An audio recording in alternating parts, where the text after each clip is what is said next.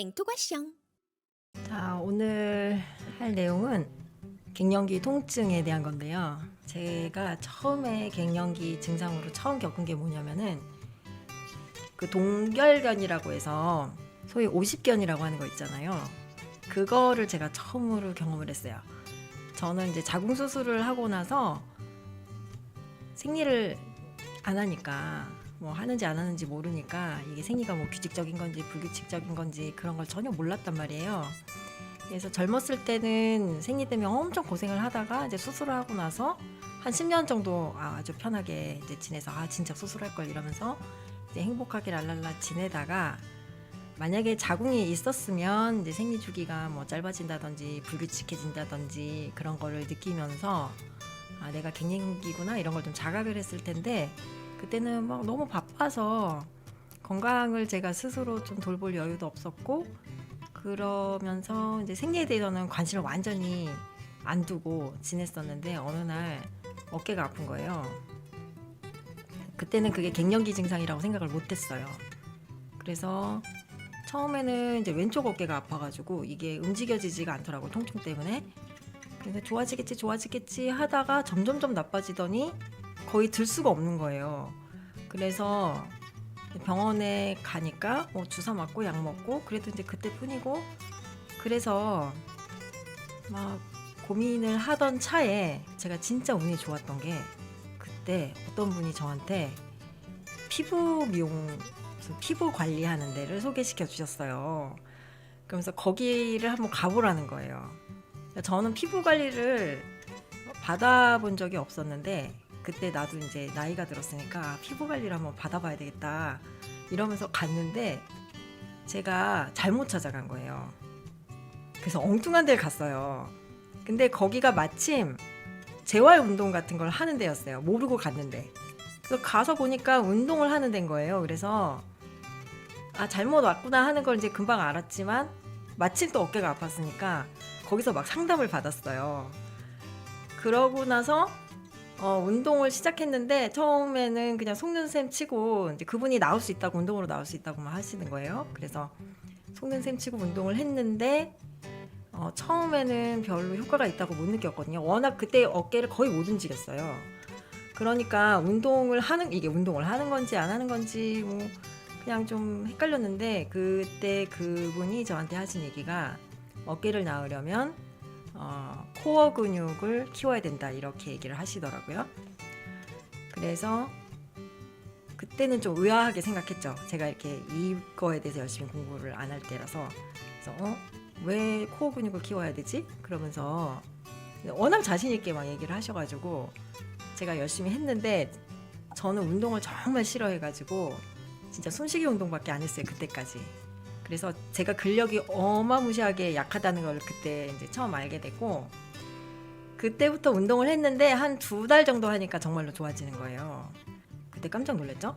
그러고 나서 또 행복하게 지내다가 그 일이 있고 나서 한 1년 정도 있다가 제가 이제 갑자기 브레인 포그가 와가지고 막 머리가 마비되고 아무 생각이 안 들고 막 이런 난리를 치면서 호르몬 검사를 하면서 그때 이제 처음으로 호르몬 검사를 통해서 갱년기라는 걸 알게 됐어요.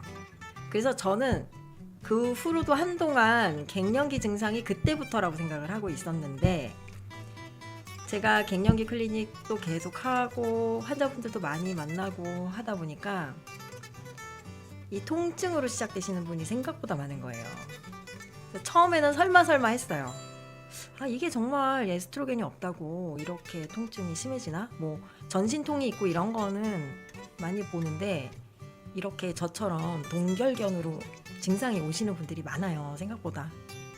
근데 대부분 그걸 갱년기랑 연결을 못해요.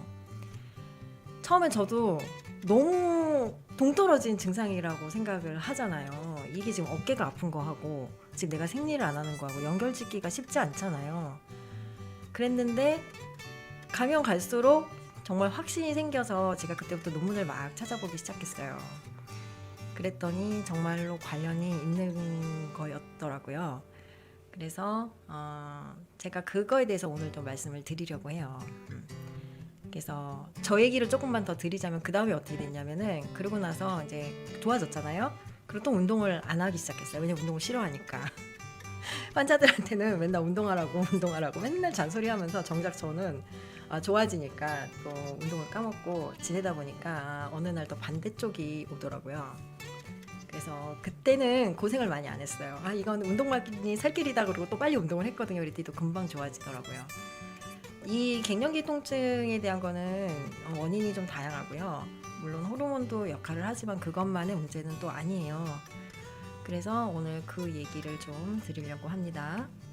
이제 통증에 대한 질문이 2가지가 있어서 제가 오늘 가지고 왔습니다. 그래서 첫 번째는 한 달째인데 관절통은 나아질 생각을 안 하네요. 유유. 그러니까 호르몬을 드신 지 한 달째인데 관절통이 아직도 있다 이런 말씀이시겠죠. 그래서 관절통이 그렇게 빨리 안 좋아져요. 그거는 좀 이따 제가 말씀드릴게요. 근데 좋아질 수 있어요. 시간이 좀 걸리기는 하는데 좋아질 수 있어요. 그것도 조금 시기별로 다를 수가 있어요. 자, 그 다음에 안녕하세요. 저는 폐경 직후부터 4년 정도 호르몬제를 먹다가 1년쯤 끊었는데 관절 등이 아파서 다시 먹기 시작한 지 한 달 되었는데 먹는 호르몬과 디비길 2가지를 처방해 주셨어요. 괜찮은 걸까요? 이분은 이제 관절 때문에 다시 호르몬을 드셨다는 얘기죠. 이거에 대한 질문은 사실은 아니었는데 이 통증 때문에 호르몬을 끊었다가 다시 드시게 되는 경우가 많아요. 갱년기 대표적인 증상이 홍조잖아요. 근데 홍조나 열감 이런 거는 참는 분들이 많거든요. 잘 참으시고. 근데 이 통증이 참기가 정말 어려운 경우가 많아요. 그래서 다시 드시기 시작했는데 먹는 호르몬과 디비겔 2가지를 처방해 주신 거는 제가 여기서 대답을 해드릴게요. 아주 간단한 거라서. 이거는 이제 처방해 주신 선생님이 에스트로겐하고 아마 프로게스테론을 같이 처방해 주셨을 거예요. 아니면 에스트로겐하고 프로게스틴, 합성 프로게스틴을 처방해 주셨겠죠. 바르는 에스트로겐이 디비겔이잖아요. 그죠? 그러면은 바르는 에스트로겐. 그러면은 프로게스틴이나 합성 프로게스틴을 써서 자궁을 보호해야 하잖아요. 근데 프로게스테론이나 합성 프로게스틴을 바르는 게 없다고 그랬죠. 지금 약으로 나온 게. 그러니까 먹는 걸로 주셨을 거예요. 그러니까 먹는 호르몬은 아마도 프로게스테론 또는 합성 프로게스틴이겠죠. 그러니까 이 2가지를 자궁이 있으시다면 다 드셔야 되겠죠. 그러니까 2개를 해주셨는데 괜찮은가요가 아니라 당연히 괜찮고 무조건 2개 다 쓰셔야지 안전하게 호르몬 치료를 하실 수가 있습니다. 자, 그래서 관절통에 대해서 오늘 시작을 한번 해볼게요. 자, 제가 이 그림을 보여드리는 이유는요. 이거 에스트로겐 수용체 분포예요. 보시면은 어떠세요? 없는 데가 없죠. 없는 데가 없어요. 에스트로겐이 우리 몸의 모든 세포에 없는 데가 없어요. 그럼 이제 통증이랑 관련된 데는 어디냐면 이제 중추신경계. 여기에서 이제 통증을 일으키겠죠. 그다음에 뼈. 그다음에 이 그림에는 없는데 근육에도 있어요. 근육하고 근막. 그럼 이제 그다음에 연골에도 있어요. 연골. 여기 지금 다 표현을 못해서 아마 여기 빠졌을 거예요. 그러니까 뼈에 다 들어가는 거죠. 이런 것들이. 그래서 통증은 지금 요런 기관들하고 관련이 있습니다.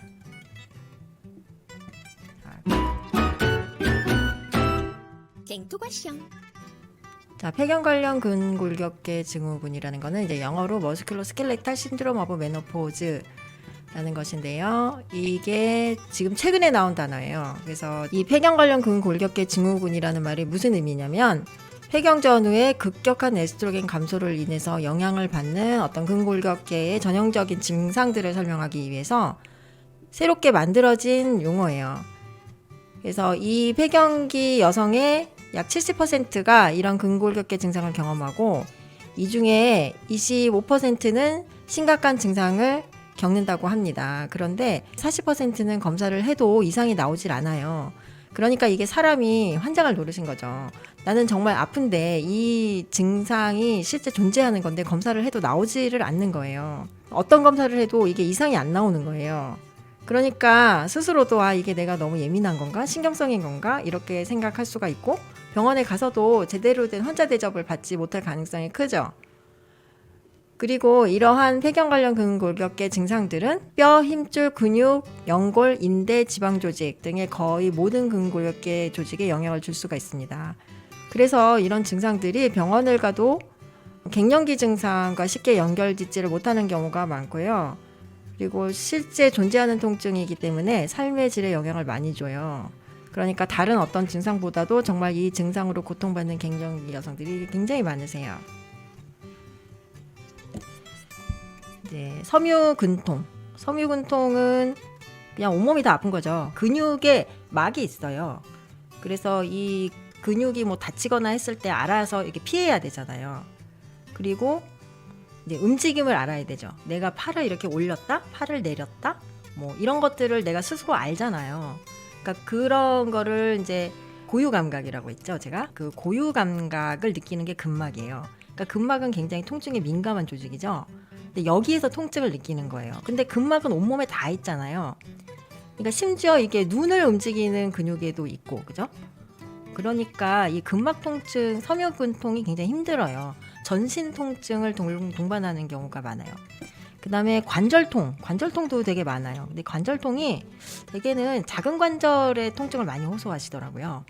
그래서 퍽퍽한 느낌, 이렇게 바늘로 콕콕콕콕 찌르는 것 같은 느낌, 그런 것들을 많이 호소하시고, 그 다음에 에스트로겐이 감소하면서부터 이제 근육량이 감소하죠. 근육량. 그러면 근육을 제대로 유지를 못하면 이제 저처럼 운동을 너무 싫어해서 근육이 빠지는 것도 모르고 룰루랄라 있다 보면은 이제 근육이 빠지기 시작하잖아요. 그러면은 어떤 근육이 먼저 빠져요? 잘 안 쓰는 근육이 먼저 빠진단 말이에요. 그러면 저 같은 경우는 예를 들어서 이제 몸통을 생각한다고 하면 앞에 있는 근육은 많이 쓰겠죠. 왜냐면은 이제 사무직이니까 저 같은 경우에 앞에서 이렇게 계속 손을 들고 키보드를 막 친다든지 아니면 저는 초음파를 보니까 팔을 들고 이렇게 앞으로 왔다 갔다 이렇게 뭐 기구로 움직이는 운동을 많이 하잖아요. 근데 반면 제가 안 쓰는 근육은 뭘까요? 등 근육을 잘 안 쓰겠죠. 왜냐면 기지개를 잘 안 필 거 아니에요. 제가 항상 일하느라고 바쁘니까.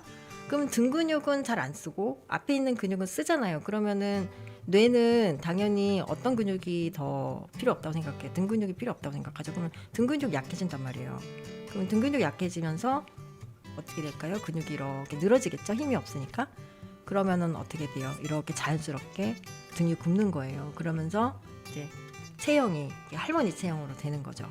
그러니까 근감소가 그런 결과를 만들어내고, 그 다음에 제가 이게 어깨 통증 느꼈던 이유가 뭐죠? 이 어깨는 이제 회전근개라고 해서 여러 가지 근육으로 구성되어 있단 말이에요, 관절이. 근데 어떤 쪽은 제대로 작동하는데 어떤 쪽으로는 제대로 작동을 못해요. 그러면은 이 안에서 관절이 움직일 때 근육이 서로 잡아당기는 힘이 다르단 말이에요. 그러면은 이 뼈의 끝이 내가 이렇게 움직였을 때 엉뚱한 쪽에 가서 자꾸 부딪히겠죠. 그러면 운동에 제한이 생기고 통증이 생긴단 말이에요. 그러니까 근육량 감소가 그런 식으로 통증을 야기할 수가 있어요. 그 다음에 골밀도 감소는 이거는 당장에 통증을 일으키지는 않지만 이거는 장기적으로 우리가 골절을 일으킬 수 있는 원인이 되니까 골밀도 감소도 이제 중요한 문제가 되죠. 그 다음에 힘줄이나 인대가 약해지기 때문에 이게 손상이 증가해요. 그 다음에 유착성 관절낭염, 이게 방금 제가 아까 설명드린 이제 오십견이에요. 근데 그 동결견이죠. 근데 아까 제가 말씀드린 원리는 근육이 약해지면서 얘네들이 엉뚱한 곳에 가서 부딪히면서 통증을 유발하는 것도 있지만 이 관절을 싸고 있는 낭 자체에 염증이 생기기도 해요. 그리고 관절낭의 안에는 원래 윤활제 같은 이제 수분이 좀 있어야 되는데 이것도 줄어들어요. 그러니까 마찰이 심해지겠죠? 그러면서 이쪽에 염증이 생기는 거예요. 그래서 이런 것들도 생기고, 그다음에 연골도 약해지고 골관절염이 진행되고. 왜냐면은 콜라겐 합성을 하는데 에스트로겐이 중요한 역할을 하기 때문에 연골이나 우리 피부에 이제 탄력을 주는 이런 것들을 다 결체 조직이라고 하는데, 결체 조직은 이제 약간 섬유 조직인데 우리의 모든 기관들을 다 연결시켜 주는 거거든요. 그런데 그런 것들이 제대로 이제 만들어지는 것들이 원활치가 않은 거예요. 결체 조직의 어떤 유연성도 떨어지고, 그러니까 이제 손상이 많이 일어나겠죠. 에스트로겐 결핍으로 인해서 결과적으로 발생하는 이런 것들을 다 합쳐서 회경 관련 근골격계 증후군이다, 이렇게 말을 하고 있는 것입니다. 오명진님, 안젤릭을 2년째 복용 중인데 작년 겨울부터 근육 통증으로 고생하고 있는 중이시라고요. 약의 부작용인지 갱년기 증상이 심해지는 건지 약 용량을 올려야 되는 건지 해요 라고 하셨는데요. 안젤릭을 복용한다고 근육 통증이 생기지는 않아요. 아마 오히려 근육 통증에 도움이 되실 수는 있으실 거예요. 근데 이 근육 통증이 이따 제가 말씀드리겠지만 호르몬 치료만으로 좋아질 수가 없어요. 홍조 같은 거는 호르몬 치료만으로도 좋아지거든요. 근데 근육 통증은 그렇지가 않아요. 그래서 제 강의를 좀 끝까지 들어주시면 감사할 것 같습니다. 자, 그래서 그러면 에스트로겐이 통증에 영향을 주잖아요. 근데 이게 지금 제가 아까 말씀드린 그 폐경 관련 근골격계 증후군이라는 말 자체도 사실은 새롭게 나온 용어고 이 부분에 대해서 연구된 지가 얼마 안 돼요. 그래서 제가 오늘 말씀드리는 뭐 이럴 것이다 저럴 것이다 이제 이유를 말씀드리는 거는 아직은 다 가설이에요. 가설이고 연구가 진행되는 과정이고 연구 결과가 다 일관적이지도 않고 그 다음에 사람보다는 동물을 대상으로 연구를 한 게 더 많고 아직까지는 이런 상황이에요. 그래서 우리 갱년기 분야가 지금 사실은 막 태동하고 있는 분야예요. 왜냐하면 사실 많은 여성들이 그동안 고통을 받아왔지만 이 증상들을 이제 노화에서 분리해서 이게 여성들의 갱년기 증상이다 이렇게 따로 띄어서 자각을 한 지가 얼마 안 돼요. 그거는 환자분들도 그렇고 의사도 마찬가지예요. 그러니까 이거에 대해서 고민을 그동안 많이 안 했단 말이에요. 그냥 갱년기다 그러면 늙으면 뭐 늙구나 그런 거지 뭐 너만 그런 거 아니지 이거는 노화야 이거는 그냥 이렇게 자연스러운 거야 넘어가는 거야 이런 식으로 계속 그냥 왔단 말이에요 지금까지. 근데 최근에 와서야 증상 하나하나의 이유를 따지고 원인을 찾고 해결 방법을 고민하고 이랬기 때문에 지금 에스트로겐이 통증에 분명히 관련이 있다. 여기까지는 이제 심증은 있어요. 심증은 있는데 이제 물증은 찾는 과정이에요. 그래서 제가 지금까지 나온 물증들을 논문을 막 리뷰를 해서 일단 최대한 쉽도록 제가 오늘 설명을 드리겠지만 이게 어떤 지금 절대적인 진리는 아닌 상태다. 이런 부분에 대해서 좀 이해를 하시고 강의를 들어주셨으면 감사하겠습니다. 에스트로겐이 통증에 미치는 원리를 제가 찾아보니까 총 3가지가 있어요. 첫 번째는 뭐냐면은 신경병성 통증, 그러니까 신경에 문제가 생긴다는 거죠. 왜냐면은 에스트로겐은 이 자체가 신경을 보호하는 효과가 있어요. 근데 이 효과가 사라지니까 신경세포가 손상이 됐을 때 금방 복구가 안 된다는 거예요. 그래서 이 신경이라는 거는 어떤 막으로 쌓여져 있거든요. 그리고 이 막 안에서 이렇게 전기가 흐름으로써 통각이 전달이 되는 건데 어떤 감각이 전달이 되는 건데 만약에 이게 손상이 된다 그러면 이 껍데기가 벗겨진단 말이에요. 그러면은 신경이 굉장히 예민해지게 돼요. 그런데 보통은 만약에 그런 손상이 일어났을 때는 빨리 복구가 돼서 다시 이제 포장이 잘 돼서 그런 예민함이 사라지는데 이 과정 자체가 에스트로겐이 부족하게 되면은 빨리 안 된다는 거예요. 그러니까 이제 같은 어떤 손상을 입어도 통증을 더 심하게 느낄 수 있고 지속 시간이 오래 가고 그럴 수가 있다는 거죠. 그래서 이 신경 손상 원리로 설명하는 부분이 하나 있고 두 번째는 뭐냐면 염증으로 인한 통증이에요. 이거는 뭐냐면 에스트로겐 자체가 항염증 효과가 있어요. 근데 에스트로겐이 떨어짐으로 인해서 우리 몸에 염증이 증가해요. 염증이라는 거는 우리가 2가지로 나눌 수가 있어요. 하나는 급성 염증. 예를 들어서 내 몸에 코로나가 들어왔다. 그러면은 이 코로나를 없애기 위해서 갑자기 막 119 구급대처럼 와 몰려들잖아요. 그래서 막 싸우잖아요. 팔팔팔 열도 나고 기침도 하고 콧물도 나고 막 온몸에 막 분비물도 나오고 이러면서 막 싸우잖아요. 그래서 이제 외적을 물리치는 거죠. 그게 급성 염증이에요. 이 급성 염증은 우리가 생존하기 위해서 반드시 필요한 개념이에요. 근데 만성 염증이 있어요. 만성 염증은 뭐냐면 우리 몸에 어떤 노폐물이나 이런 걸로 인해서 손상이 일어나서 생기는 염증이에요. 그러면 이 만성 염증이라는 거는 결국은 노화를 촉진하게 되고 우리 몸의 여러 장기를 장기간에 걸쳐서 서서히 망가뜨리는 역할을 하는 거예요. 그러니까 이 염증은 어쩔 수 없이 생길 수밖에 없는데 우리가 살다 보면 왜냐면은 우리가 어떤 음식을 먹어서 그거를 해체해서 에너지로 만드는 과정에서도 이런 염증 물질이 발생하고 또 여러 가지 화학작용이 우리 몸에서 일어나잖아요. 그러다 보면은 어쩔 수 없이 생길 수밖에 없단 말이에요. 이런 것들이. 그럼 이런 거를 우리가 없애는 기전도 다 있어요. 하지만은 그 사이에 잠깐씩 염증이 생기는 건 어쩔 수 없단 말이에요. 근데 그럴 때 에스트로겐이 항염증 작용을 했기 때문에 우리 몸을 보호해주는 효과가 있었는데 그게 이제 갑자기 없어지니까 염증과 항염증 사이에 어떤 균형이 깨지는 거죠. 그러면은 우리 몸의 염증이 갑자기 증가한단 말이에요. 그러면은 이 염증 물질로 인해서 통증이 발생할 수 있는 거예요. 그 다음에 과민통각. 과민통각은 뭐냐면 통증에 더 예민해진다는 거예요. 제가 지난번에 수면장애 때도 잠깐 설명을 드렸는데요. 통증은 똑같은데 지각을 더 예민하게 하는 거예요. 그래서 우리가 감정 기복도 뭐라고 제가 말씀드렸어요. 똑같은 스트레스에 대해서 더 많이 스트레스를 받는다. 에스트로겐이 없으면. 그거는 뇌 자체가 지금 우리 몸의 변화를 위기라고 생각하기 때문에 모든 감각을 다 예민하게 만든다고 했잖아요.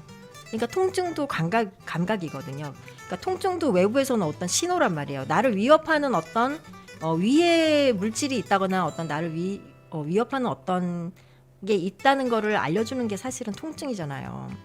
그러니까 감각 중에 제일 사실은 심각한 정보죠. 뇌에서 받아들일 때 통증이라는 거는 나의 생존하고 정말 직결된 심각한 정보란 말이에요.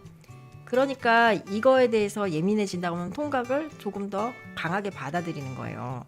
그래서 이 에스트로겐이 통각을 전달하는 물질을 중간에서 중계를 하는데 이게 빠지면서 더 이제 증폭돼서 들어온다는 거죠. 근데 이 세 가지 기전이 있습니다. 신경병성 통증, 신경이 잘못돼서 생기는 통증. 그거는 이제 말초신경일 수도 있고 우리 뇌 같은 중추신경일 수도 있어요. 그래서 아까 설명드린 것처럼 에스트로겐의 신경보호 효과가 없어지면서 생기는 것이다. 그래서 에스트로겐이 없는 상태에서는 신경이 손상됐을 때 빨리 복구가 되지 않아서 민감도가 증가하고 이것 때문에 같은 자극에도 더 많은 통증을 더 길게 느낀다는 것이고요. 그래서 신경이랑 관련된 통증은 이제 설명되지 않은 저린 증상, 그다음에 자결감이나 바늘로 콕콕콕 찌르는 것 같은 따끔따끔 뭔가 전기가 오는 것 같이 따끔한 증상, 이런 것들이 신경이 과민해져서 생기는 통증이에요. 보통 신경과 같은 데 가서 검사하면 아무 이상이 없어요. 그리고 제 경험상으로는 대부분 요 손가락 끝이나 이런 말초에서 많이 생겨요. 그리고 잠깐 생겼다 없어지고 생겼다 없어지고. 그래서 심한 경우에는 일상생활이 어렵겠지만 대부분은 이거 뭐지 하다 이렇게 좀 따끔따끔하다 없어지고 이런 식으로 요런 이제 계통의 통증인 경우가 많습니다. 그다음에 염증성 통증은 에스트로겐이 이제 항염증 효과가 사라지면서 생기는 거라고 했잖아요. 그러니까 염증이 생기면서, 그러니까 이게 에스트로겐이 직접적으로 그러니까 통각을 막 일으키고 이런 게 아니고 에스트로겐이 없어지니까 항염증 효과가 없어지고 그러면서 우리 몸에 염증이 증가하고 그러면서 염증 매개 물질들이 나와요. 염증이 생기면서 나오는 물질들이 나와요. 그러면서 이것들이 직접적으로 통각 수용체를 자극하는 거예요. 그러면 막 찌릿함, 타는 듯한 욱신거림, 이런 것들. 그 다음에 나른한 것도 염증으로 인한 걸 수가 있어요. 과민통각은 제가 아까 말씀드렸는데 통각 신호 전달 물질이 활성화되고 척추의 감각 수용 부위인 배신경절의 통각 조절에 영향을 주고 시상의 통증 지각 조절에 영향을 준다. 이게 무슨 말이냐면은 너무 어렵죠 말이. 자 보시면 만약에 손가락이 베었다. 손가락이 베어서 피가 난다. 그리고 여기서 이제 통증 신호가 전달돼야 될 거 아니에요. 이게 베이면은 우리가 아는 거는 뇌에서 인지하는 거니까. 그러면은 이 감각이 이렇게 말초신경을 따라서 쭉 가서 어디로 가냐면 맨 처음에 가는 게 척추로 가잖아요. 척추에 신경절이 앞쪽이 있고 뒤쪽이 있어요. 그러면은 이 뒤쪽을 우리가 배근신경절이라고 해요. 배가 등배자거든요. 그래서 등 쪽에 있다는 의미예요. 신경이 한번 이 신호가 한번 증폭된다는 거예요. 그럼 쭉 올라가서 이제 중간에 뭐 중뇌나 이런 데를 다 지나서 결국 어디로 가냐면 시상이라는 곳으로 가요. 시상. 그래서 제가 지난번에 수면장애에 대해서 말씀드릴 때도 이 변형계하고 시상에서 에스트로겐이 많은 역할을 한다고 했잖아요.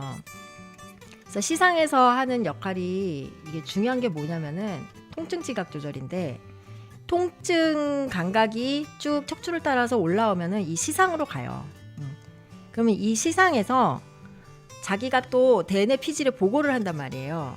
근데 대뇌 피질은 영역이 다 정해져 있어요. 뭐 언어 영역, 뭐 후각 영역, 시각 영역 이렇게 다 정해져 있단 말이에요. 그래서 통증을 느끼는 영역은 대충 한 여기쯤 있어요.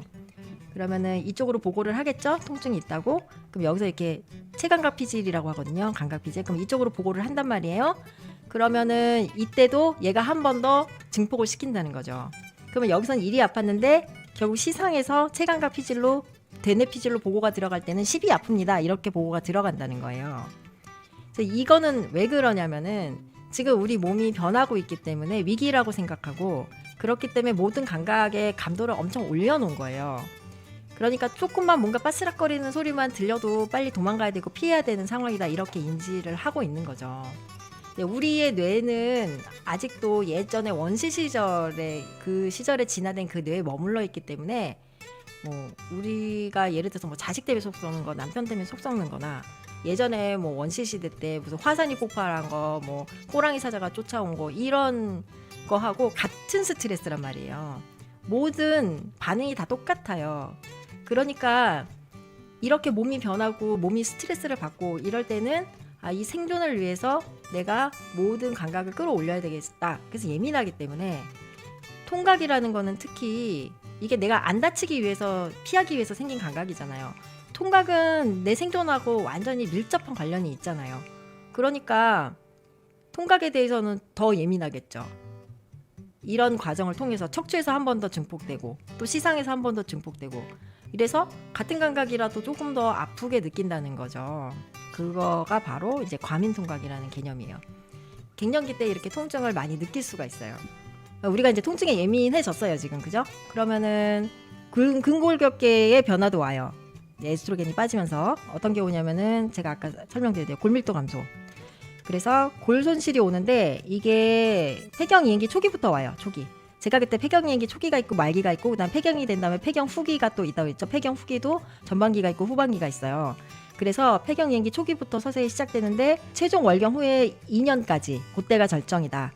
보통 최종 월경 1년 전부터 최종 월경 후 2년까지. 그러니까는 이 얘기가 무슨 얘기냐면 최종 월경이 있잖아요. 그러면 그 전부터 1년, 그다음에 그거 기준으로 2년까지 약 3년간 골 손실이 어느 정도 오냐면은 척추에서는 7.4%가 빠지고 대퇴경부라는 거는 뭐냐면은 이제 골반이 있으면 이렇게 골반뼈가 이렇게 있으면은 여기 다리뼈가 대퇴부 뼈가 제일 크잖아요.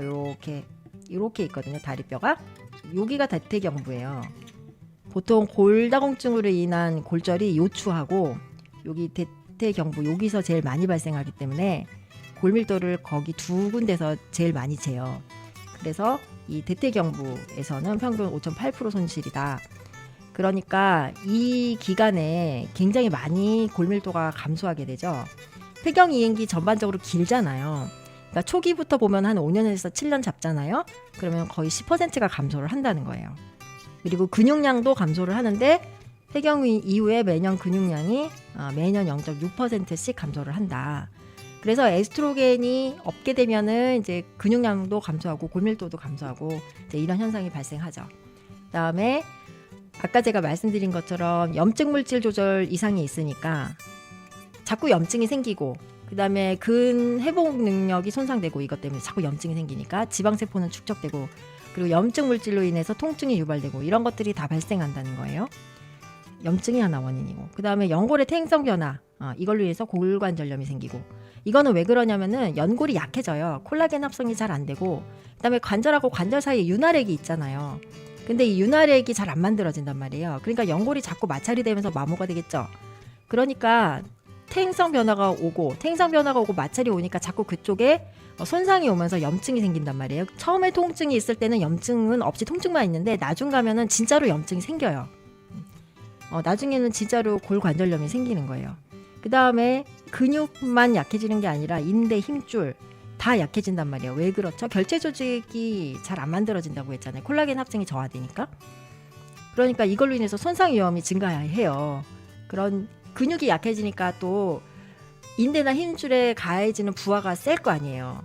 근육이 셀 때는 이것들이 다 근육의 힘으로 지탱이 되는데 근육이 약해지면은 이 뼈 무게를 이 힘줄이나 인대가 다 감당을 해야 되니까 이것 때문에 또 손상이 온단 말이에요. 그러니까 이 조금만 운동하면 아이고 무릎이야 하면서 운동 못하고, 예전에는 뭐 넘어졌는데, 뭐 예를 들어서 겨울에 스키를 좋아하시는지 모르겠는데 뭐 스키를 타다가 넘어졌는데, 어린이들은 잘 안 다치잖아요. 다쳐도 금방 일어나고. 근데 우리는 다치면 막 전치매주죠. 왜냐면은 이게 유연성이 없으니까 손상이 아주 직접적으로 가는 거예요.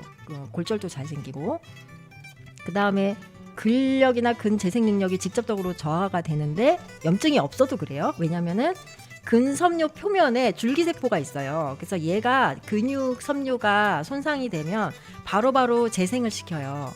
근데 이 줄기세포 수 자체가 감소를 해요. 그러니까 염증 물질이랑 상관없이 근육이 재생되는 능력 자체가 떨어지는 거예요. 그러니까 이런 걸로 인해서 계속적인 손상이 일어나게 되죠. 이 근골격계 통증은 노화지만 갱년기 때 아주 급격하게 나타나요. 그래서 힘든 거예요. 왜냐하면 에스트로겐이 갑자기 빠지니까 몸이 급격하게 변하잖아요. 우리 갱년기 증상의 결국 본질은 몸이 급격하게 변한다는 게 문제인 거예요. 그러니까 노화가 돼도 서서히 변하면 우리가 대책도 세우고 방비도 하고 적응도 하고 이러는데, 이게 갑자기 막 1, 2년 만에 확 몸이 무너져 내리니까 그것 때문에 힘든 거거든요. 그래서 자, 근골격계 질환의 발전 단계는 어떻게 되느냐? 처음에는 이제 근육이 약화돼요. 근력이 약해지고 뼈도 약해지고, 그다음에 회복이 지연돼요. 근육이 손상됐을 때 이게 바로바로 회복이 됐었는데 회복이 안 된단 말이에요. 그러면 손상된 상태가 길어져요. 회복이 지연돼요. 염증 조절 이상이 와요. 그러니까 자꾸 염증이 생겨요. 그러니까 처음에는 그냥 아픈 거예요. 몸에 이상이 없는데 그냥 아파요. 그러다가 염증이 정말 심하면은 피 검사했을 때 염증이 좀 높다고 나올 수는 있겠죠. 근데 그것도 아주 정밀하게 보는 염증 검사에서만 나와요. 무슨 어디 뭐 농양이 생겼거나 이런 급성 염증이 있을 때처럼 혈액 검사로 확 드러나는 염증이 아니란 말이에요. 난 처음에는 그냥 통증만 있어요. 그러다가 이제 처음에는 근력이 약화되는데 나중에는 근육이 실제로 감소하겠죠. 왜냐하면 재생이 안 되니까. 손상돼서 없어지는 건 있는데 재생이 잘 안 되고, 그러면서 결합 조직의 유연성이 저하되고, 이제 2단계까지 가면은 이제 관절통이 와요. 관절통이 어떻게 오냐면은 이제 유연성이 없잖아요. 그러니까 근육도 유연성이 없죠. 근육통 오죠. 관절의 유연성이 없죠. 연골도 콜라겐이 빠지고 건조해지죠. 그때부터 콕콕콕콕 쑤시는 이제 통증이 오는 거예요. 그럼과 동시에 통각이 과민해진다고 했죠. 그러니까 사실은 한 1밖에 안 아픈데 막 우리 머릿속에서는 막 10 이렇게 아프단 말이에요, 지금. 그러니까 이제 이 과정이 되면 이때부터는 이제 통증이 막 본격적으로 시작이 돼요. 그러면서 실제로 이제 염증이 발생하기 시작해요. 그러면 처음에 요 단계에서는 에스트로겐만 먹어도 싹 좋아지거든요. 정말 신기하다 이러면서 오시거든요. 근데 이제 요 단계가 되면 이미 근육이 감소했고 결합 조직의 유연성이 저하됐고, 이런 경우에는 빨리 안 좋아져요. 그래서 결합 조직에서 콜라겐이 다시 합성되고 연골이 조금 예전처럼 변하려면은 한 2-3달은 먹어야 좋아져요. 그러니까 2단계에서 좋아지려면은 좀 2-3달은 꼭 참고 드셔야 돼요. 그러면 서서히 좋아지거든요. 인대나 힘줄이나 뭐 연골 이런 것들은 빨리빨리 변하는 게 아니잖아요. 그러니까 뇌랑 관련된 증상은 금방 좋아져요. 왜냐하면 뇌는 반응이 즉각적이니까. 그러니까 홍조, 안면 홍조 이런 거는 뇌에서 체온 조절 중추가 잘 이 조절을 못해서 그런 거잖아요. 그러니까 그런 거는 약을 먹으면 금방 좋아지죠. 근데 뼈나 근육, 뭐 인대, 힘줄, 연골 이런 것들은 빨리빨리 변하는 조직이 아니란 말이에요. 얘네들은 서서히 변해요. 그러니까 좋아지는 것도 서서히 좋아져요. 그러니까 2단계에서는 몇 달 정도 쭉 좀 시간을 두고 드셔야 되고, 그 다음에 뭘 해야 되죠? 운동을 해야 돼요. 운동을 해서 근육을 만들어야 결국은 통증이 좋아지는 거예요. 그래서 반드시 운동이 좀 병행이 돼야 되고. 근데 이제 이 상태에서도 모르고 계속 지냈다. 그러면은 어떻게 되죠? 마지막 단계 연골의 퇴행성 변화가 오고 연골이 그냥 마모돼 버리는 거예요. 그 다음에 힘줄 인대 손상이 너무 심해져서 변형이 왔다. 그래서 움직임에 제한이 생겼다. 이런 경우에는 어떻게 되죠? 호르몬 치료만 가지고 좋아지기가 어려워요. 2단계가 됐으면 그때는 주사도 맞아야 되고 약도 먹어야 되고 호르몬 약 말고 염증 약이나 이런 걸 먹어야 되죠. 류마티스 내과 같은 데서 치료를 받아야 될 수도 있고 그 다음에 재활 운동도 해야 되고 그리고 이렇게 되면 좋아지는데 한참 걸리겠죠. 1년 이상 걸리겠죠. 저의 경우를 말씀드리자면 처음에 왼쪽에 동결견이 왔을 때 제가 좋아지는데 반년 이상 걸렸어요.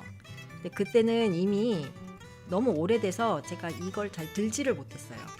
그러니까 운동을 해도 효과를 보기가 어렵죠. 그러니까 운동을 해서 효과를 보는 데까지 시간이 많이 걸리고 이미 이제 염증이 많이 온 거였죠. 막 염증이 왔고 그 안에 이제 섬유 조직도 생기고 했기 때문에 이게 운동에 제한이 생긴 거잖아요. 그러니까 태행성 변화가 이미 온 거죠. 그러니까 이쪽은 아직도 씨앗을 갖고 있고 제가 운동을 좀만 게을려 하면은 바로 재발이 된단 말이에요. 그리고 아직도 끝까지 다 못 올리고. 근데 오른쪽 같은 경우는 제가 생기자마자 바로 통증을 인지하고 운동도 열심히 하고 호르몬은 계속 먹고 있었으니까 그렇게 치료를 했단 말이에요. 그러니까 이쪽은 오른쪽은 금방 좋아졌어요. 그러니까 근골격계에 어떤 통증이 왔을 때 호르몬 치료를 해서 좋아질 수도 있지만 그것만 가지고는 안 되는 경우도 있다는 거를 아셔야 돼요. 자, 그래서 이제 결국은 치료 방법을 어떻게 할 거냐 이제 그 얘기잖아요. 저는 제일 중요한 거는 일단 운동이라고 생각을 해요. 왜냐면은 근육이 빠지면서 결국은 생기는 문제예요. 그때 재활치료센터에 계신 그분이 운동치료사님이 저한테 해주셨던 얘기는 맞는 말이었어요. 어깨 통증을 고치려면 코어 근육을 강화시켜야 됩니다. 저한테 그때 그분이 그렇게 말씀하셨거든요. 근데 그 말이 정말 맞는 말이에요. 왜냐면은 결국은 제 어깨 통증이 온 거는 어깨를 들어올리는 근육 중에 상당 부분이 이 등 근육이거든요. 그러니까 이 등 근육이 약했기 때문에 생긴 문제였단 말이에요. 그래서 이 등 근육이 결국 코어 근육이잖아요. 그러니까 이 등 근육이 약하니까 어깨도 아프고 어깨가 아프니까 목도 아프고 목이 아프니까 머리도 아프고 또 등이 약하니까 나중에 허리도 아프고 허리가 안 좋으니까 골반도 아프고 이런 식으로 점점점 통증의 범위가 넓어져요. 결국은 이 코어 근육 운동을 해서 강화시키는 게 정말 중요하고 우리가 오래오래 장수하는 비결인 거는 결국은 운동인 거죠. 제가 이제 환자분들한테 운동 뭐 하세요? 하면은 걷기를 하신다고 하시는 분들이 많아요. 근데 걷기 운동이 안 하는 것보단 나아요. 그거는 분명하고요. 걷기 운동만으로도 좋은 효과들이 많이 있어요. 그런 논문들도 많이 있고. 그런데 걷기 운동을 하시는 분들이 보통 어떻게 하시냐면은 이제 걷는 운동이 운동량이 많지 않잖아요. 그러니까 이거를 내가 극복하기 위해서 많이 걸어요. 그렇게 되면은 근력이 좀 약해진 상태에서 그렇게 무리하게 걷다 보면은 무릎이 손상된단 말이에요. 족저근막염 이런 것도 올 수 있고.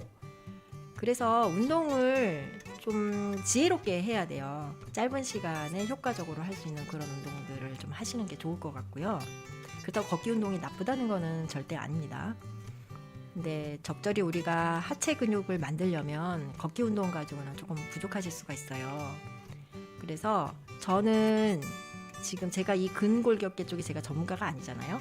그래서 제가 이거에 대해서 사실은 자세히 설명해 드리기는 어려워요. 하지만 유튜브에 보시면 저 말고 좋은 의사 선생님들이 참 많으세요. 그분들이 좋은 얘기를 정말 많이 해주셨더라고요. 그래서 운동을 어떻게 하면 좋은지 그거에 대해서 찾아보시면은 좋은 것들이 많이 있습니다. 근데 저는 지금 어떻게 하고 있냐면은 스텝박스 운동을 하고 있어요. 스텝박스 운동에서 이게 유산소 운동도 되고 그다음에 코어 근육을 할 수 있는 여러 가지 자세 같은 것들이 스텝박스를 이용해서 할 수 있는 게 많거든요. 예를 들어서 뭐 프랭크 자세 이렇게 하는 거 있잖아요. 그게 저는 근력이 약해서 땅바닥에서 하는 게 너무 힘들어요. 그러니까 스텝박스는 이렇게 좀 몸을 비스듬하게 할 수 있으니까 이게 체중에 하중을 주는 그런 것들은 오히려 조금 쉽게 할 수 있는 방법이거든요. 그래서 그런 식으로 하루에 30분은 운동에 투자를 하시는 게 좋습니다. 그리고 운동은 처음에 이제 엄두가 안 나시면 아침, 점심, 저녁 10분씩 쪼개서 하셔도 운동 효과는 똑같다고 돼 있어요. 그러니까 정말 운동이 하기 싫으신 분들, 저 같은 분들은 어떻게 하면 되냐? 하기 싫으면 일단 10분만 한다 이렇게 생각하세요. 10분만 한다. 근데 하다 보면 또 하게 돼요. 10분 이상. 근데 처음에 난 10분만 할 거야 라고 시작하시면 하게 됩니다. 그 다음에 항염식단, 이것도 되게 중요한 부분이고, 이걸로 인해서 이제 혈당 변동을 낮출 수가 있고요. 장내 미생물을 다양하게 만드는 게 중요하고, 이게 다 염증을 낮추는 방법이에요. 그 다음에 이제 항산화제를 드시는 것도 괜찮고, 항산화를 하는 게 중요하죠. 근데 이게 무슨 말이냐면은, 만성염증을 일으키는 것들이 대표적인 게 뭐가 있냐면요, 우리 몸에 꼭 필요한 두 가지예요. 우리 몸에 꼭 필요한 두 가지. 그게 뭐냐면, 하나는 산소고 하나는 포도당. 이 두 가지거든요. 그래서 우리가 살아가기 위해서는 산소를 흡입을 해야 되고, 그럼 이 산소가 포도당이랑 만나서 에너지를 내고, 그다음에 이산화탄소를 만들잖아요. 그런데 이 산소는 어떻게 보면 독이기도 해요. 우리 몸에서 에너지를 만들어주기도 하는데, 이 산소가 들어와서 산화 물질들을 만들면 이것이 우리 몸에 이제 염증을 일으키거든요. 그래서 그거를 바꾸는 게 뭐죠? 그게 항산화잖아요. 그래서 이 항산화 물질들이 우리 몸에 굉장히 많아요. 항산화를 하는 여러 가지 경로들도 있고, 그 중에서 유명한 거가 뭐가 있어요? 글루타치온이 있죠. 글루타치온이 우리 몸에서 만들어져요, 원래. 그래서 이 글루타치온 같은 이제 항산화 과정이 잘 돌아가게 하는데 필요한 영양소를 잘 내가 섭취하는 게 중요하죠. 그리고 우리 몸에서 제일 중요한 항산화 물질이 뭐냐면, 놀랍게도 멜라토닌이에요. 멜라토닌을 보통 수면 호르몬으로 알고 계시잖아요. 그것도 맞긴 맞는데, 그거는 이제 송가체라고 해서 우리 뇌 안에 송가체라는 게 있거든요. 거기서 멜라토닌이 분비되면 이제 밤에 분비되고 이렇게 잠을 자게 해주잖아요. 근데 이 멜라토닌이 제일 많이 분비되는 데는 어디냐면 미토콘드리아예요. 세포 안에 미토콘드리아에서 산소 호흡을 하거든요. 세포 안에 미토콘드리아, 이게 너무 어려운 얘기인데 이게 되게 재밌어요. 나중에 한번 해드릴게요. 근데 어쨌든 그런 우리 몸에 항산화 시스템이 있다. 그래서 이 항산화 시스템이 잘 돌아가게 하는 게 매우 중요해요. 이거는 이제 우리가 음식을 어떻게 먹느냐로 극복할 수 있죠. 그 다음에 이제 포도당, 당이 또 우리 몸에 독소가 될 수 있어요. 우리 몸에 정말 필요한데, 몸에 들어오면은 혈관으로 이 포도당이 들어가잖아요. 그러면은 식후 혈당이 올라가죠. 그럼 이거를 2시간 이내에 빨리 떨어뜨려서 어디든 빨리 집어넣어야 돼요. 그 역할을 하는 게 인슐린이죠. 근데 그게 빨리 안 떨어지는 게 당뇨잖아요. 포도당이 혈관 안에 너무 오래 머물게 되면 어떤 일이 생기냐, 얘네들이 단백질하고 결합해서 당 독소가 되거든요. 이것들이 혈관 내피 손상을 일으키는 거예요. 그러면은 이걸로 인해서 많은 문제가 발생하죠. 그게 당뇨병이에요.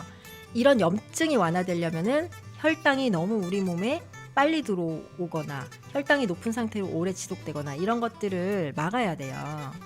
그래서 그런 것들은 어떻게 우리가 음식을 먹느냐, 이런 거하고도 좀 관련이 있습니다. 그다음에 장내 미생물을 다양하게 하는 것도 굉장히 중요한데, 이거는 미생물이 여러 가지 이제 항염증 물질을 만들고 장내의 염증을 없애는 데도 굉장히 도움이 많이 된단 말이에요. 그러니까 미생물을 우리가 잘 만드는 게 중요한데, 이것도 결국 식이섬유를 얼마나 잘 먹느냐랑 달려 있잖아요. 그러니까 이런 것들도 이제 식사랑 관련이 많겠죠. 그리고 약물 치료는 처음에 통각이 예민해지는 단계, 그다음에 처음에 뭐 염증이 발생하는 단계, 이때는 이제 호르몬 치료만으로도 좋아질 수가 있지만, 뼈에 관절염이 이미 생겼다, 힘줄이나 인대가 변형이 왔다, 이렇게 진행된 경우에는 그때는 진통소염제, 근이완제 이런 거를 드셔야 돼요. 그래서 너무 호르몬 치료만 가지고 모든 걸 해결하려고 하지 마시고, 다각적으로, 전략적으로 이용할 수 있는 걸 다 이용해서 이 통증을 극복을 해야 됩니다. 통증을 극복을 해야 또 운동을 할 거 아니에요. 그 다음에 항불안제나 항우울제 계통을 처방을 해주시는 의사 선생님들이 많이 계시거든요. 근데 그 약에 대해서 거부감을 많이 갖고 계시고 그 약을 막 안 먹으려고 하시는 경우가 있어요. 근데 정말 심할 때는 그런 약들도 좀 도움이 돼요. 왜냐면은 이런 약들이 통증이 예민해지는 거, 아까 제가 말씀드렸죠? 통증이 예민해진다고 했잖아요. 그거를 낮춰준단 말이에요. 지금 느끼고 있는 통증이 이게 진짜 실제 하는 통증이 아닐 수가 있어요. 그거는 여러분들이 예민하다 뭐 그런 얘기가 아니고, 지금 뇌가 그런 상태예요. 그거는 제가 여러 번 말씀드렸잖아요. 지금 위기라고 생각하기 때문에 얘 지금 엄청 예민해져 있어요. 그렇지만 우리는 지금 그렇지 않다는 걸 알잖아요. 우리는 지금 생명의 위협이 아니고 이건 그냥 단지 갱년기야. 이거는 한 5에서 7년 내가 지나면 괜찮아져 라고 우리 대뇌피질은 알지만 시상이나 변연계는 몰라요. 그러니까 우리 안에 있는 그 파충류내는 모른단 말이에요. 그러니까 얘네들을 일단 안심을 시켜줘야 통증이 좀 조절이 되는 측면이 있어요. 그러니까 정말 힘들 때는 그렇게 약을 좀 먹는 것도 괜찮다. 근데 우리가 뇌를 안정시켜주는 데는 약만 있는 거는 아니잖아요. 이완요법이 있죠. 우리 수면장애랑 똑같아요. 명상이나 기도, 숲치료, 그러니까 숲을 이렇게 다니면서 좋은 향기도 맡고 이렇게 산책을 하면서 몸을 이완시키는 거, 음악 또는 향기, 마사지, 요가도 좋은데요. 요가가 운동도 물론 되지만 뭐 스트레칭도 되고 근력 운동도 되지만 요가 때 호흡을 하잖아요.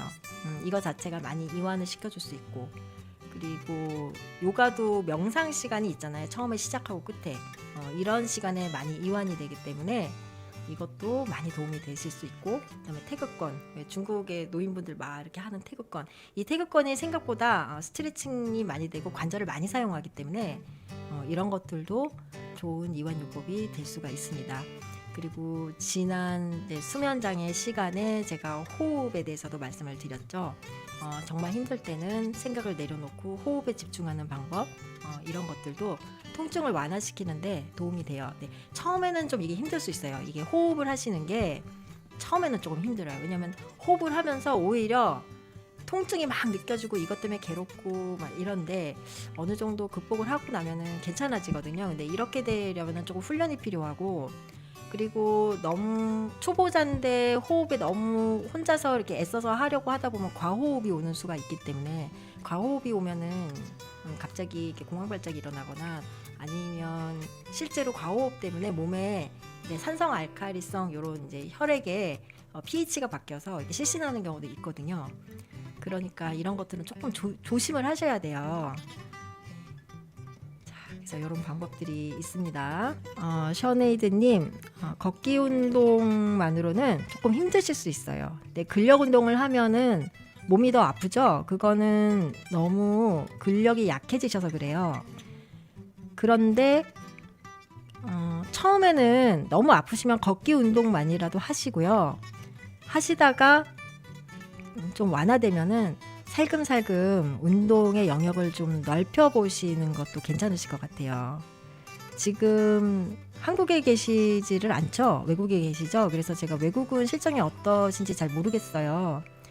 저는 지금 혼자서 운동을 하고 있지만 처음에는 좀 전문가 도움을 받았거든요. 정말 힘드실 때는 혼자 하기 힘들 때는 좀 전문가 운동치료사 도움을 받으시는 거를 저는 권장드려요. 정신적인 문제도 우리가 스트레스로 인해서 힘든 것도 내가 혼자서 극복이 안 되면 사실 전문가를 만나서 도움을 받으시면 돼요. 그리고 정말 힘든 시기가 지나면 그 다음에 내가 혼자서 극복할 수 있잖아요. 운동도 마찬가지거든요. 지금 몸이 너무 힘든데 그냥 너무 무리해서 욕심을 내서 운동을 하시다 보면 오히려 망가질 수 있단 말이에요. 건강이 망가질 수가 있어요. 그러니까 이럴 땐 처음에는 운동 전문가 도움을 받아서 어느 정도 체력을 올려놓고 그 다음에 운동을 하시는 게 좋습니다. 그리고 몸이 좋아질 때는 이렇게 일정하게 이렇게 좋아지는 게 아니에요. 몸이 좋아지는 거는 인내심을 갖고 하셔야 돼요. 몸이 좋아지는 속도는 이렇게 서서히 좋아지다가 어느 수준이 되면 확 이렇게 좋아져요. 근데 나빠지는 것도 그래요. 나빠지는 것도 몸이 버티거든요. 그러니까 나빠지는 것도 이렇게 서서히 나빠지다가 이게 몸이 계속 버티는 거거든요. 버티다 결국 못 버티면 갑자기 훅 떨어져요. 그러니까 우리는 이렇게 되기 전에 사실은 빨리 알아서 극복을 하면 좋거든요. 근데 갱년기가 힘든 게 뭐냐면 갱년기는 알았을 때 이미 벌써 들어쓴 거예요. 알아챘을 때. 왜냐면 이게 나락으로 가는 속도가 너무 빠르니까. 그래서 힘든 거예요. 그러니까 뇌가 놀라는 거고 이런 모든 혼란이 야기가 되는 거예요.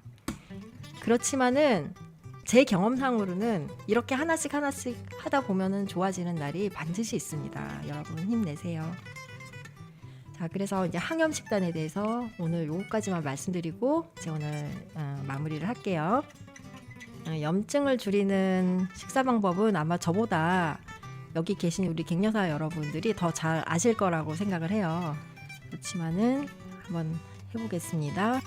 채소를 먹는 게 중요한데 다양한 색깔의 채소, 야채, 과일을 드시는 게 중요해요. 왜냐면은 우리가 영양소를 다 아는 게 아니잖아요. 그리고 미세 원소를 섭취하는 게 굉장히 중요하기 때문에 다양한 색의 채소들은 결국은 다양한 파이토케미칼을 갖고 있을 것이다. 이렇게 생각이 되는 거고, 이런 원소들이 항산화 효과를 가지고 있기 때문에 그래서 그런 거고, 그 다음에 식이섬유를 섭취하는 게 중요한데, 그러니까 야채를 먹음으로써 이제 식이섬유가 들어오는 거죠. 식이섬유를 통해서 혈당의 변동을 최대한 낮추고, 그러니까 탄수화물 그 흡수를 서서히 하게 도와주죠, 이 식이섬유들이. 그러니까 혈당이 스파이크, 갑자기 확 올랐다 확 떨어지고 이런 것들을 낮춰주고, 그 다음에 이 식이섬유 자체가 장내 미생물의 먹이가 되기 때문에 이 장내 미생물 유지하는 것도 근육을 유지하는 것만큼이나 중요한데, 장내 미생물은 결국 뭐냐면은 얘네들 자체가 어떤 화학 공장이거든요. 내가 직원을 키우고 있는 거예요, 이 장 안에. 그럼 장 안에 나 대신 여러 가지 호르몬도 만들고 영양소도 만들고 이런 직원들이 지금 안에 있는 건데, 얘네들 월급을 줘야 일을 할 거 아니에요. 그러니까 그 월급이 결국은 식이섬유예요. 그러니까 장내 미생물들이 나를 위해서 일호물질을 많이 만들 수 있게, 거기에는 이제 염증을 억제하는 물질도 들어가 있으니까. 그래서 이렇게 하기 위해서는 이제 다양한 채소를 먹는 게 필요하다. 그 다음에 양질의 지방 섭취가 중요하다. 양질의 지방 섭취. 왜냐면은 이게 세포막 성분이 되고, 이 세포막이 건강해야지 이 염증 물질이 결국 세포막이 파괴되면서 나오는 거기 때문에 이런 경로들을 억제하기 위해서는 양질의 지방을 섭취하는 게 중요해요. 여러분들이 많이 저한테 물어보시는 그 달맞이꽃 종자유, 감마리놀렌산, 그게 결국은 지방산이거든요. 그러니까 양질의 지방이에요, 그게. 그러니까 감마리놀렌산을 먹으면 염증이 억제된단 말이에요. 그게 요런 원리예요. 그 다음에 우리가 간과하기 쉬운 게 단백질 섭취거든요. 나이가 들수록 단백질을 우리가 항상 섭취를 해줘야 되는데, 단백질은 체내에 저장이 안 되기 때문에 매일매일 소량씩 꾸준히 먹어주는 게 중요하고, 그리고 단백질은 우리 몸을 구성하는 원료가 되고, 그러니까 꼭 단백질을 먹어줘야 되는데, 이 단백질과 미세 영양소 간의 균형이 정말 중요해요. 그러니까 고기를 먹을 때는 꼭 상추에 싸서 먹어야 되는 거죠. 이 항산화 물질 중에 우리가 글루타치온이라는 게 있죠. 이 글루타치온이라는 거는 이 호모시스테인이라는 아미노산에서 만들어지는 거예요. 글로 넘어올 때 비타민 B군이 필요해요. 그게 부족하면은 글루타치온으로 넘어가지 못하고 이 호모시스테인으로 남기 때문에 혈중에 호모시스테인 농도가 올라가요. 그러니까 이런 식으로 이 단백질 대사가 원활하게 되려면은 미네랄, 비타민 섭취가 중요하지만, 이 아이들을 섭취하는 목적 자체가 우리 몸에서 단백질을 올바로 쓰기 위한 것이기 때문에 단백질 섭취를 간과하시면 안 됩니다. 그래서 미네랄, 비타민, 미세원소를 잘 섭취하자, 단백질을 잊지 말고 섭취하자, 탄수화물은 천천히 흡수될 수 있도록 식이섬유가 많은 것들로 먹도록 하자. 이게 이제 항염 식단의 기본이 되겠습니다. 셔네이드님, 갱년기 때 유독 아픈 사람은 결국 유독 아픈 노인이 되는 건가요? 그렇지는 않을 것 같아요. 자, 여기 보시면 근골격계 질환의 발전 단계가 있잖아요. 그러면은 요 단계가 안 돼야 돼요. 요 단계가 안 되면 괜찮아요. 근데 운동도 안 하고 염증도 방치하고, 그러니까 약을 무조건 안 먹는 게 좋은 게 아니에요. 만약에 염증이 심하면 소염 진통제를 먹어야 돼요. 먹어서 염증을 방지해야 돼요. 염증이 계속 되다 보면은 결국은 변형이 온단 말이에요. 손상이 오고. 그렇게 되면은 다시 좋아지기가 어려워요. 이걸로 인해서 또 운동이 안 되고 계속 악순환이거든요. 그러면 정말로 많이 아픈 노인이 되겠죠. 근데 그렇게 안 되려면은 뼈의 양을 유지하고 근육량을 유지하고, 그리고 염증이 안 생기게끔 관리를 하고, 그래서 결국은 몸의 변형을 막아야 된다. 이게 좀 중요한 부분입니다. 루틴 007님, 지금 아프잖아요. 근데 이게 평생 그렇지는 않으실 거예요.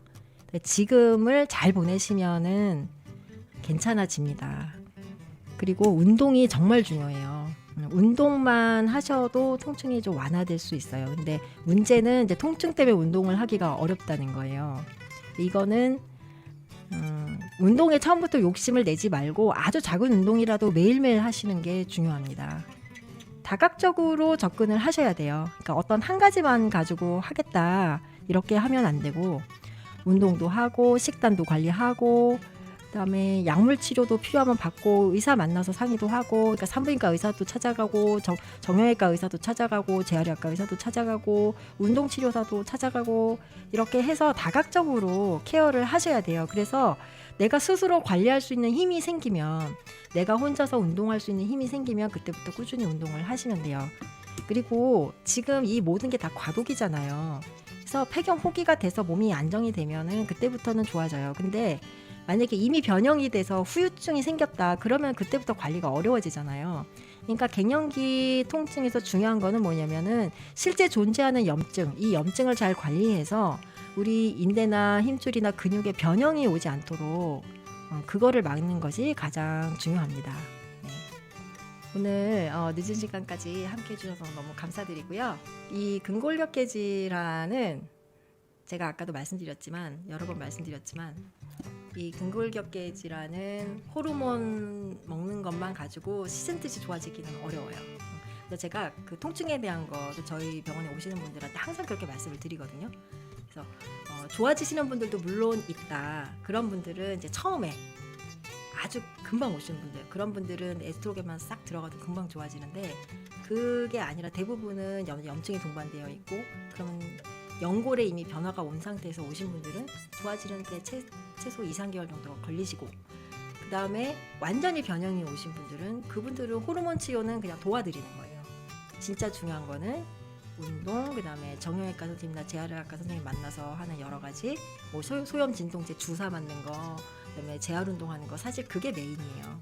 그러니까 내가 어느 단계에 있느냐에 따라서 전략을 잘 세워서 관리를 하셔야 될 것 같습니다. 예, 이부프로펜 같은 진통소염제를 드시면 되는데요. 이거는 이제 제가 전문이 아니니까. 네, 보통은 이제 그 근골격계 통증이 있을 때 주시는 약이 그런 이부프로펜 계열의 진통소염제, 근이완제 이런 계열이고 그다음에 항우울제나 항불안제도 가끔 들어가요. 그거는 통증이 과민해지는 거를 방지하기 위한 거고요. 그리고 류마티스 내과 같은 데서는 아주 강하게 염증을 억제하기 위해서 면역 억제제를 쓰는 경우도 있어요. 그러니까 정말로 힘드신 경우에는 그렇게도 하셔야 돼요. 그래서 외국에 계신 분들 같은 경우는 제가 잘 모르겠고 한국에서는 이제 류마티스 내과가 굉장히 많잖아요. 그러니까 정말 힘드시면은 류마티스 내과 가셔서 염증을 좀 적극적으로 치료하시고 그리고 운동 열심히 하시고 호르몬 드시고 그러면 좋아집니다. 네. 한 달째시라고요? 셔네이더님은 그러면 한 석 달까지만, 한 3개월까지만은 좀 해보시고 생각을 해보세요. 연골이나 이런 변화가 오는 데는 한 3개월 정도는 시간을 주셔야 되니까 그렇게 하시고요. 그리고 호르몬만으로 100% 되는 건 아니다. 하지만 호르몬을 안 먹는 것보다는 먹는 게 훨씬 좋습니다. 왜냐하면 근육이 재생되고 연골에 콜라겐이 합성되고 그다음에 관절에 윤활액 같은 게 만들어지는 데는 에스트로겐이 정말 중요한 역할을 하기 때문에 통증이 없고 내가 이걸 안 해도 괜찮다 이런 분들은 하실 필요가 없겠지만 갱년기 이후에 갑자기 생긴 통증이 너무 심하다 이런 분들은 운동이나 다른 치료를 하시더라도 호르몬을 좋아질 때까지는 그래도 쓰시는 게 좋습니다. 네. 그러면 더 이상 질문 없으시면 저는 올라가겠습니다. 2주 후에 다시 뵙겠습니다. 안녕히 계세요. 쟁토과숑